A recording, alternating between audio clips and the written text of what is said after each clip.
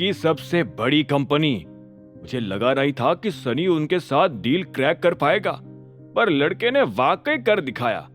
हरदेव की बातों से अनन्या को यही महसूस हो रहा था कि उनकी कंपनी का कंट्रोल वो सनी को ही देने वाले थे। ऐसी सिचुएशन में उसके हाथ में कुछ नहीं आने वाला था, और यही सोच सोचकर अनन्या अब ठीक से नाश्ता भी नहीं कर पा रही थी।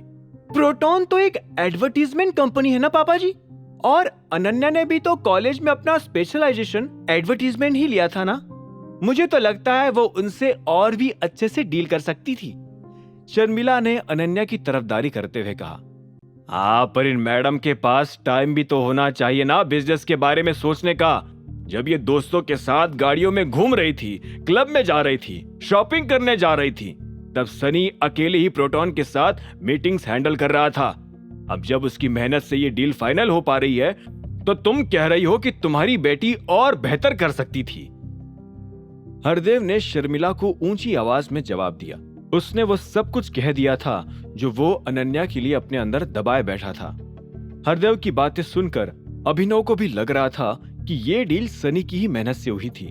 हालांकि उसे ये भी पता था कि सनी अपने आप में कोई अच्छा इंसान नहीं था। उसने जरूरी कुछ न कुछ तिगड़म बैठाया होगा, जिससे इस डील की कमान अनन्या के हाथों में कभी आ ही नहीं पाई थी। हरदेव से नजर हटाकर जब उसने अनन्या की ओर देखा, तब उसने नोटिस किया कि उसकी आंखों में से एक आंसू टपक गया था। उसे महसूस हुआ कि फिलहाल उसे भी अनन्या के लिए कुछ बोलना चाहिए था। दादाजी, अभी कॉन्ट्रैक्ट तो साइन हुआ नहीं है, तो आप अनन्या को भी एक मौका देकर देखिए ना। हो सकता है वो प्रोटॉन से निगोशिएट करके एक और भी अच्छी डील क्रैक कर ले। अभिनव की बात सुनते ही टेबल पर बैठे सभी लोग उसे घूरने लगे। तुम ये क्या बकवास कर रहे हो? अनन्या ने उसकी ओर गुस्से से देखकर फुसफुसाया। तुमसे किसी ने पूछा है क्या करना चाहिए और क्या नहीं? अपना मुंह बंद रखो। शर्मिला भी उसके ऊपर भड़क गई। तुम्हारी खुद की जॉब तो जा चुकी है, तो फिर हमें क्यों एडवाइस दे रहे हो? अनन्या ने अपनी माँ की बात को सपोर्ट करते हुए कहा। उसे डर था कि कहीं अभिनव की बात से हरदेव और गुस्सा होकर अभी ही कंपनी सनी के नाम ना कर दे। हरदेव भी अपने होठों पर ताना लिए हुए उसे घूरे जा रहा था। अभिनव ने उसे नोटिस कर लिया था, और इससे पहले कि वो कुछ बोल पाए, अभिनव ने ही अपनी सफाई दे दी। मैं तो सिर्फ सजेस्ट कर रहा था, और वैसे भी मेरी कोई नौकरी नहीं गई है। मुझे आज भी काम पर जाना है। क्या? तो फिर ये खबर कहां से आ रही है कि तुम्हारी नौकरी चली गई है? कोने में बैठे राजीव ने हैरान होकर पूछा। नौकरी नहीं गई, बल्कि दूसरी कंपनी में ट्रांसफर हो गया है। पोजीशन भी इस बार मैनेजर की मिली है। अभिनव ने बात खत्म करते हुए शर्मिला और अनन्या की ओर देखा, जो अभी उसे नौकरी खोने पर सुना रहे थे। सच बोल रहे हो तुम? हरदेव ने अभिनव की आंखों में देखकर भारी आवाज में पूछा।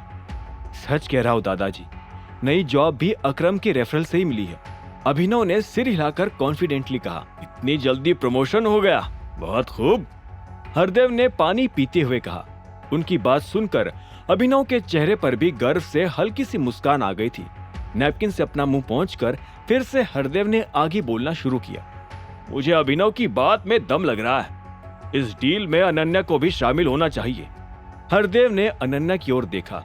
इस बार थोड़ा डिसिप्लिन से काम करना। मैं आशा करता हूँ कि तुम और भी अच्छी डील कर पाओगी प्रोटॉन से। अपनी बात कहते हुए ही हरदेव डाइनिंग टेबल से उठकर चले गए। कांग्रेचुलेशंस बेटा, दादाजी मान गए। शर्मिला ने अनन्या के हाथ पर हाथ रखते हुए कहा। हालांकि अनन्या के हाव भाव खुश होने की जगह और भी ज्यादा बिगड़ गए थे। उसने अपनी नजरें अभिनव की ओर घुमाई और किलसते हुए कहा, तुम बोलने से पहले सोचते भी हो? इतना घटिया आइडिया आ भी कैसे गया तुम्हारे दिमाग में? अनन्या का गुस्सा देखकर अभिनव काफी कंफ्यूज हो गया। जिस डील में ना होने की वजह से कुछ ही देर पहले उसके आंसू निकल आए थे, अब उसे पाकर वो गुस्सा कर रही थी। अभिनव को ऐसा लग रहा था कि कोई भी काम अगर उससे जुड़ते हुए होता है तो अनन्या को तकलीफ ही होती थी। अनन्या, अब क्या हो गया तुम्हें? इस डील में आने के लिए तो तुम कुछ भी करने को तैयार थी, और अब अभिनव की मदद से तुम्हें चांस मिल गया है तो तुम उस पर क्यों उल्टा भड़क रही हो? राजीव ने डांटते हुए अनन्या से पूछा। टेबल पर बैठे बाकी लोग भी अब ये जानना चाहते थे कि उसे अचानक क्या हो गया था। आगे की कहानी जानने के लिए देखें अगला एपिसोड सिर्फ पॉकेट एफएम के यूट्यूब चैनल पर, और द रिटर्न ऑफ टाइगर के सारे एपिसोड्स को सुनने के लिए डिस्क्रिप्शन में दी लिंक से डाउनलोड करें पॉकेट FM ऐप।